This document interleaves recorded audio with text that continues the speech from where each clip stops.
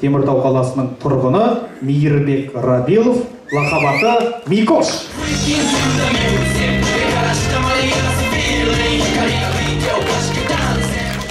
Arkadaşlar өз өнерін көрсетіп отырken мені амандасып кетейін. Бисмилля, сөздің басы Құран кәрім. Аузыма атын алдым бір Алланың. Сен алып атауының әруағына ассалауму алейкум деп сәлем бердім.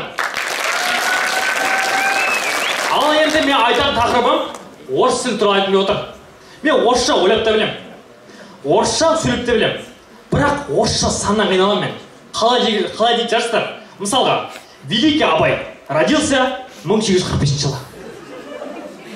И он умер 1904 жылы. Қиын ғой, мойнына бәрі сөйтті ғой, мойнына шапалақ қойыңыз.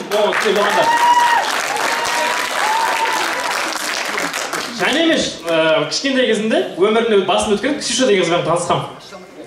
Сосын ол маған айтады, без пяти два Париж жаққа кел дейді да маған. Сөйтіп мен, оказывается, без пяти два деген 5-ке 10 минут қалғанда екен ғой. Мен 10-ға 5 минут қалғанда деп барған ғой енді.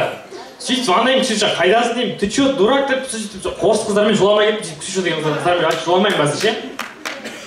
Сосын мен зерттей келе, жақында мотивацияның қазақшасын аудармасын көрдім. Оказывается, аудармасы өзжемеш. Жоқ, түсінемін ше, өзжемеш деген андай сияқты емес, мотивация деген мағына білдіретін емес, өзжемеш деген андай сияқты, аузын жапшы, өзжемеш деген сияқты емес па?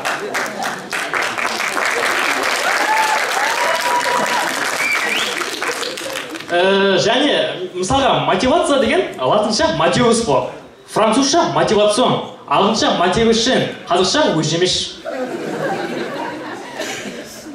Солай жалпы.